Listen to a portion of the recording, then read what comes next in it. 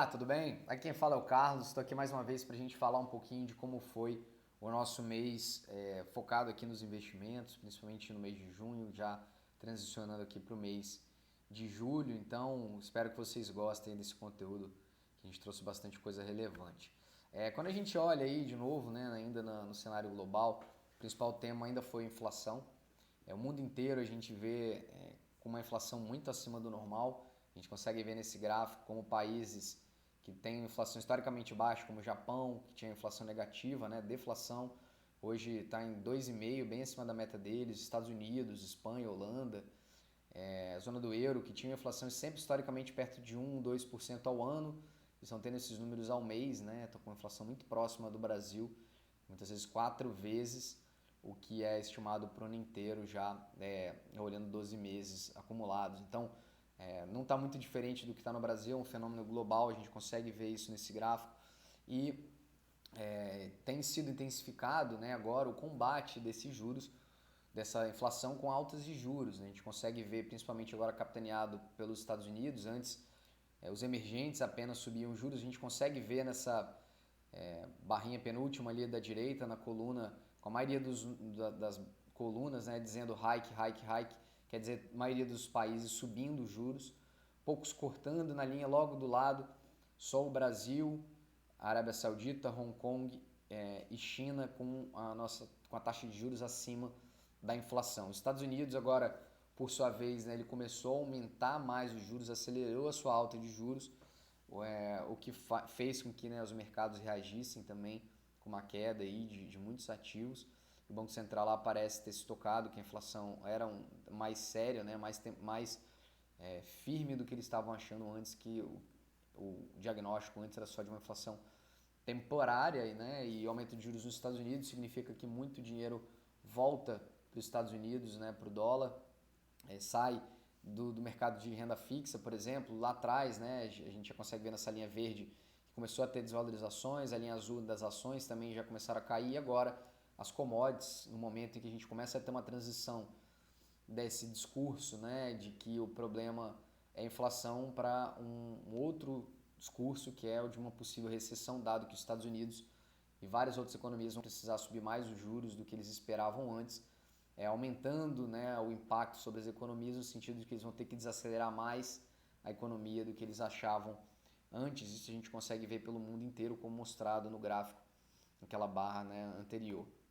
Quando a gente olha o efeito direto disso para os ativos, é uma desvalorização das commodities. Quando a gente bota um zoom agora, né, não somente das commodities, mas de várias classes de ativos, as commodities são as mais impactadas porque nesse último mês, porque a gente vinha até então com as commodities sendo muito bem precificadas, né, em picos de preço, e agora, né, com esse medo de recessão, queda de demanda, as commodities respondem basicamente para essa relação de oferta e demanda. Então, com as ofertas ajustando, a demanda caindo, a gente deve ter uma queda nos preços, que a gente começa a ver isso em vários metais, tá? Segue esse índice, né, global de metais mostrando a queda dos ativos aí nesses últimos meses, principalmente nesse último mês, que pode acabar, né, como consequência, ajudando a inflação, né? Quando a gente ainda fala dessas altas de preço, a gente olha para a Europa, a gente ainda tem energia, né, o gás, os combustíveis subindo muito lá, a gente consegue ver nessa linha laranja ou amarela, né, o preço de eletricidade, de gás, combustível subindo muito. Isso impacta a inflação por lá. Apesar disso, né, ou muito por causa disso, é por causa da guerra, mesmo assim eles ainda continuam crescendo, mas mostrando os primeiros dados de desaceleração, né, o possível falta, né, de gás vindo da Rússia para suprir a Alemanha e Itália, por exemplo, que são muito dependentes desse gás, pode começar a botar realmente eles para fazer um racionamento forçado, né? E aí a gente já vê isso no Brasil, como isso pode ser impactante para as economias aqui. Apesar disso, a inflação lá, que essa linha vermelha, continua muito alta e os juros continuam negativos, né? O maior mecanismo para a gente controlar a inflação hoje ainda são os juros. Esse movimento está claramente fora do movimento técnico, a gente vê isso muito mais como um movimento político, e talvez a inflação seja corrigido, ajude eles a corrigir, né? O problema acaba se tornando a solução, né? Porque acaba aumentando a arrecadação fiscal, acaba aumentando o resultado das empresas, não porque elas estão vendendo mais quantidade, mas porque elas estão vendendo mais caro, e isso acaba ajudando, né, a melhorar a arrecadação dos governos para reduzir o seu endividamento, porque mesmo sem aumentar os juros, alguns países da Europa, leia-se principalmente a Itália, né, Portugal, já começa-se a falar de problemas fiscais, né, ou de dívida por lá, por causa desse aumento de juros que deve acontecer aí lá já à frente, né, desse aumento de juros que eles vão ter. Isso liga um sinal de atenção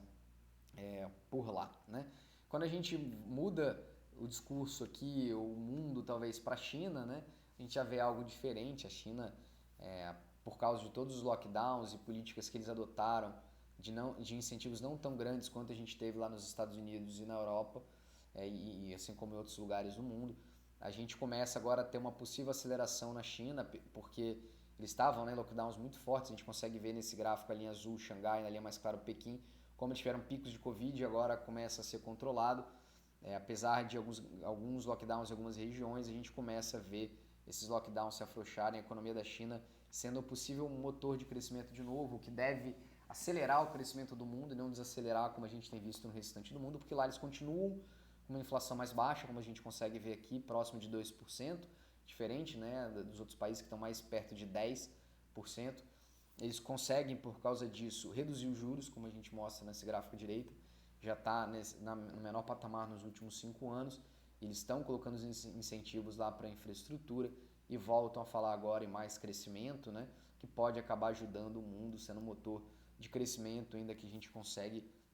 ver num movimento de ciclo muito diferente que a gente vê dos outros países que estão com inflação muito alta e por isso vão ter que subir os juros e desacelerar suas economias. A China tem uma inflação controlada, o crescimento abaixo do esperado, por causa disso vão começar a fazer mais incentivos, a gente pode ter um crescimento maior por lá. Quando a gente olha para o Brasil, a gente tem uma melhora econômica efetiva nos dados tanto do governo, arrecadação das empresas e dos setores nesse início de ano, muito melhor do que a gente vinha esperando. E a gente consegue ver isso em alguns dados. A inflação também começa a ceder, dado aquele gráfico que a gente mostrou lá no início, aquela tabela, né? O Brasil é o único país que já tem sua taxa de juros acima da inflação e muito acima do nível técnico que colocaria o Brasil no movimento de desaceleração, que mostra nesse gráfico à direita, né, a inflação do IPCA, né, que é o índice oficial de medir a inflação, começando a ceder um pouquinho já nos próximos meses, né, começando a cair. Quando a gente olha, como eu falei, para os dados econômicos à direita, a gente tem, né, os indicadores de vários setores, né, subindo bastante, ajudando a melhora fiscal, e essa melhora trouxe também uma maior quantidade de incentivos, de benefícios e de novas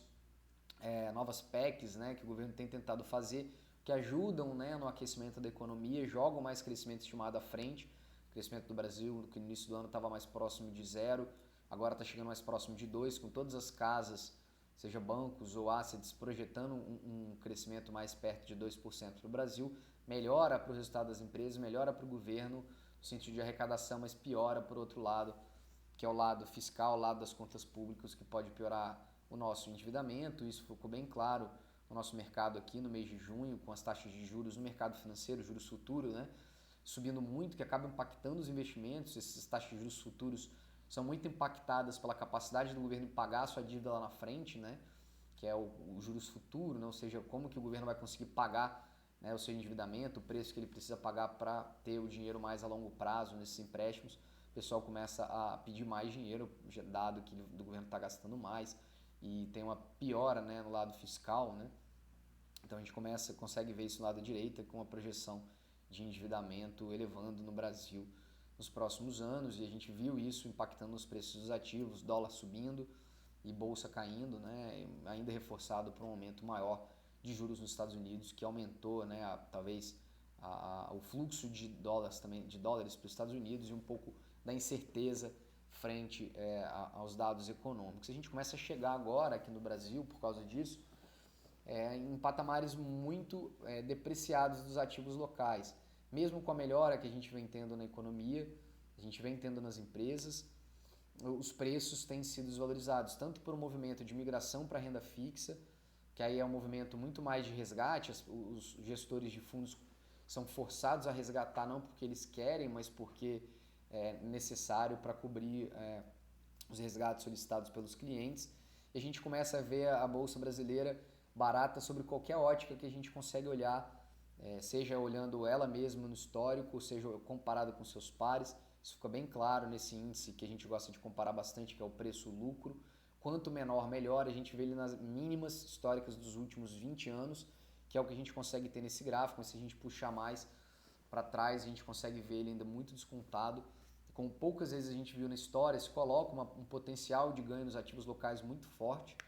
tanto da Bolsa Brasileira quanto algumas classes de renda fixa, como a renda fixa pré e de inflação. Se a gente começar a ver uma inflação cedendo, a gente começar a ver os juros futuros caindo, a gente pode ter uma reprecificação desses ativos muito forte, pode gerar uma rentabilidade muito forte para as carteiras, assim como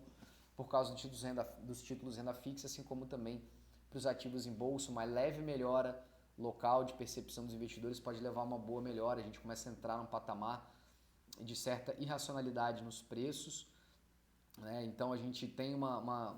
dicotomia, né? Que a gente realiza talvez uma migração, uma perda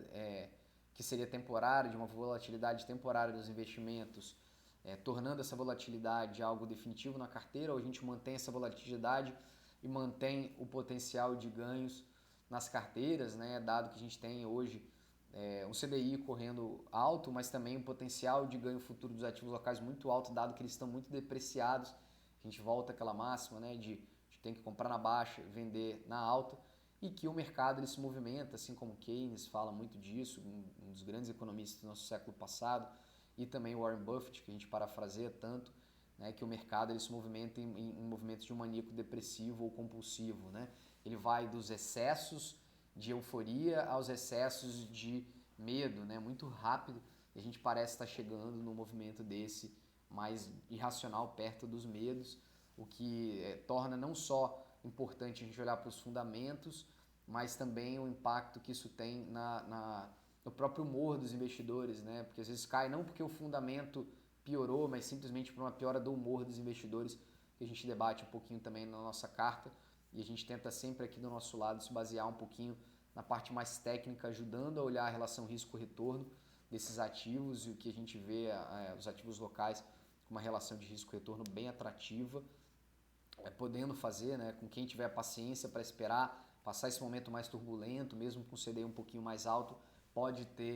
ser premiado com uma rentabilidade, né, de ter uma rentabilidade muito grande nos anos à frente, pelo menos é o que a gente espera quando a gente olha as relações de potencial de retorno, relação de risco-retorno, potencial de valorização.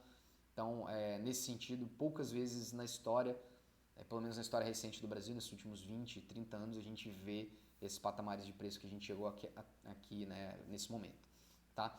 Então, a gente tem esses dois lados da moeda, né? A gente espera que consiga passar essas informações para vocês. Espero que se tiverem alguma dúvida, podem procurar a gente, os canais de comunicação, WhatsApp, telefone, e-mail, e aqui pelas redes sociais ficam abertos também. Desejo a todos bons investimentos e um bom